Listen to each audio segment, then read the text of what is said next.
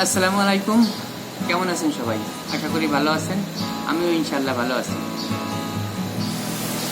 দর্শক, যারা আমরা সিঙ্গাপুরে আছি তাদেরকে আমি রিকোয়েস্ট করি, আমরা যারা জেনারেল ওয়ার্কার হিসেবে বাংলাদেশ থেকে আসছি অথবা যারা বাংলাদেশে আসি, যারা চিন্তা ভাবনা করছি অন্তত সিঙ্গাপুরে আসবো। অ্যাকচুয়ালি এশিয়ার ভিতরে সিঙ্গাপুরের স্যালারিটা ভালো, মোটামুটি ভালো। তাদেরকে আমি সাজেস্ট করবো আপনারা যে কোনো একটা স্কিল করেন। মনে রাখবেন, আমাদের ভিসা কনস্ট্রাকশনের ভিসা অথবা মেরিন ভিসা, এটা কোনো সমস্যা না। মূলত ভিসাটা সিঙ্গাপুরে আসার জন্য, এন্ট্রির জন্য আমাদের এই কনস্ট্রাকশন বা মেরিন ভিসা আমাদের প্রয়োজন। এর যে কোনো একটা ভিসায় আমরা সিঙ্গাপুরে আসছি, ঢুকছি। এখন আমাদের নিজের যোগ্যতা অনুযায়ী, নিজের চেষ্টার ফলে আমরা নিজস্ব কিছু আপগ্রেড করতে চাই আমাদের আওয়ার সেলফ। তো যে ভিসায় আসেন, মন খারাপের কিছুই নাই। অনেকের অনেক কষ্ট করতে হয়, অনেক রাত থেকে ডিউটি করতে হয়, সকালে ঘুম থেকে উঠতে হয়। মনে রাখবেন, এটা আমাদের জীবন গড়ার একটা পাথেয়। এখন যে পজিশনে আছেন সেখান থেকে আপনারা একটু সজাগ হন, একটু দৃষ্টি উন্মোচন করেন। কেউ ড্রাইভিং লাইসেন্স করতে পারেন, কেউ এক্সকেভেটর করতে পারেন, কেউ সেফটি কোঅর্ডিনেটর করতে পারেন। যার যে ফ্যাসিলিটি আছে, যেখান থেকে যে ফ্যাসিলিটি আছে আপনারা সেখান থেকে সেটাই করতে পারেন। আমি মূলত ড্রাইভিং করি, যার কারণে আমি ড্রাইভিংয়ের দিকটা ফোকাস করতেছি। সিঙ্গাপুরে আপনারা যেখানেই থাকুন না কেন, যে কোনো ড্রাইভিং সেন্টারের সাথে যোগাযোগ করবেন, সেখানে যাইবেন, ভর্তি হবেন, সেখান থেকে ক্লাস করবেন, পাস করবেন, ভালো একটা চাকরি নেবেন। এই আসলে আমি যতটা সহজভাবে বলছি, আসলে জিনিসটা এত সহজ না। আবার এরকমও ভাবেন না যে খুব কঠিন জিনিস, অ্যাভেলেবেল মানুষ করতেছে।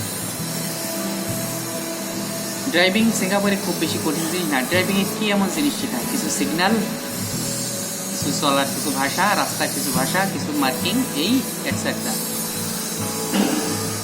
দর্শক, আমি আজকে আপনাদের বলতে চাচ্ছি, প্রাথমিকভাবে যারা ভর্তি হতে চাচ্ছেন কীভাবে ভর্তি হবেন। অনেকে অনেক কিছু জানেন না। বিভিন্ন জন বিভিন্ন ধরনের ফোন করেন আমারে, ভাই এটা কি ওটা কি। আসলে এর জন্য আমি ভাবলাম কিছু ভর্তির নিয়ম কানুন সম্পর্কে ইনফরমেশন দেওয়ার চেষ্টা করব। আপনারা সরাসরি সেন্টারে যেও ভর্তি হতে পারেন, অথবা অনলাইনে আগে অ্যাপয়েন্টমেন্ট নিতে হবে। সিঙ্গাপুরের নিয়ম, এই ভাইরাস আসার পরে, করোনা ভাইরাস আসার পরে, যার কারণে আগে আপনি অনলাইনে অ্যাপয়েন্টমেন্ট নেবেন আপনার ফোন থেকে। আপনার ফোনে আপনার নিচে, আপনার কাছে আপনি খোঁজ নেবেন আপনার কাছে কোন ড্রাইভিং সেন্টার আছে।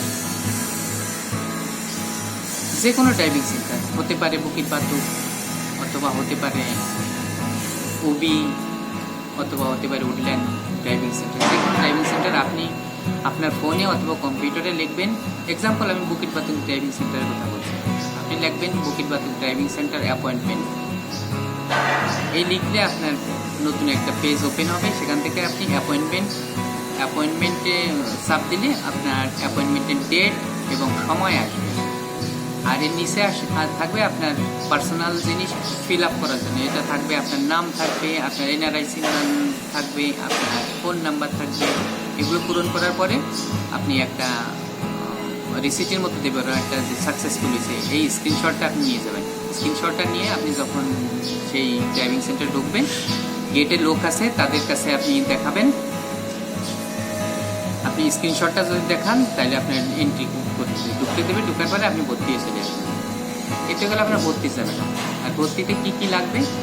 আপনার ভ্যালিড ওয়ার্ক পারমিট আর ব্যাংক কার্ড, এই দুইটা হলে এনাফ। এই দুইটা দিয়ে আপনি ভর্তি হতে পারবেন। ভর্তি হওয়ার পরে আপনি ক্লাস বুকিং দেবেন। প্রত্যেকটা ভর্তি হওয়ার পরে এরপর আপনি অনলাইনে ক্লাস বুকিং দেবেন। ক্লাস বুকিং দেওয়ার পরে আপনি তারপর সময় মতো আপনি যে সময়ে ক্লাস বুকিং দেবেন, তখন অনুযায়ী আপনি ক্লাসগুলো করে আসবেন। ক্লাসগুলো খুব কঠিন জিনিস না, সহজ জিনিস। কেউ হয়তো একটু ইংরেজি কম বোঝেন, কেউ একটু বেশি বোঝেন, কেউ একটু ভালো বোঝেন। যারা ভালো বোঝেন তারা তো ভালো, তাদের জন্য কোনো সমস্যা নাই, তারা যাবেন, সহজে পাস করে যাবেন। 50টা প্রশ্ন থাকবে, তার ভিতরে 46টা প্রশ্ন আপনার উত্তর দিতে হবে। 46টা প্রশ্ন যদি কারেক্ট হয়, আপনি পাস। আর যারা একটু কম ইংরেজি বোঝেন তাদের জন্য বলছি, আপনারা যাবেন, কম্পিউটার খুলবেন এবং প্রশ্নগুলো 50টা প্রশ্ন, আপনি প্রত্যেকটা 50টা প্রশ্ন বোঝার চেষ্টা করবেন। যতটুকু বোঝেন আপনি উত্তরে চাপ দেবেন। উত্তরে চাপ দিলে যখন আপনার সবগুলো আপনার রেজাল্টের চাপ দেওয়ার সব প্রশ্নগুলো উত্তর দেওয়ার পরে আপনি যখন রেজাল্টের চাপ দেবেন, তখন যেগুলো আপনার ভুল হয়েছে ওইগুলো আপনার সামনে দেখাবে যে আপনার এতগুলো সঠিক হয়েছে, এতগুলো ভুল হয়েছে। তখন আপনি ওই কম্পিউটারের ব্যাকের দিকে যাবেন। ব্যাকের দিকে যাইতে যাইতে যেগুলো আপনার ভুল হয়েছে ওইগুলো আপনারা দেখে ঠিক করবেন যে না, আমার উত্তর এইটা। আপনার অত প্রশ্ন দেখবেন, খালি শুধু প্রশ্ন লেখাগুলো দেখবেন আর উত্তর কোনটা সঠিক সেটা দেখবেন। এবার মুখস্থ করে ফেলবেন, সমস্যা নেই, খুব বেশি প্রশ্ন না। 50টা প্রশ্ন যদি একটা ক্লাসে থাকে, আপনি উত্তরগুলো বারবার দেখলেন। আপনার যদি যে ইংরেজি বোঝে তারা হয়তো একবার দেখলে কিংবা 2বার দেখলে হতো। আর যারা একটু ইংরেজি কম বোঝেন তারা না হয় 3-4টে ক্লাস করলেন, সমস্যা কি? ক্লাসের দাম তো বেশি না, সম্ভবত $5 $6 ভিতরে, $5 থেকে $6 ভিতরে। তাহলে কারো যদি 10টা ক্লাসের পরে পাস করবেন, যারা একটু ইংরেজি কম বোঝেন তারা না হয় 20টা ক্লাস করবেন। 20টায় কয় টাকা হলো? 5-20 $100। $100 ভিতরে আপনি বেসিক থিওরি পাস হয়ে যাবেন।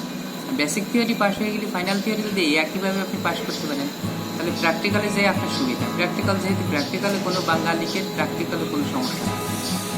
বাঙালিদের দেখলে, যে কোনো কাজ দেখলে তারা করতে পারে।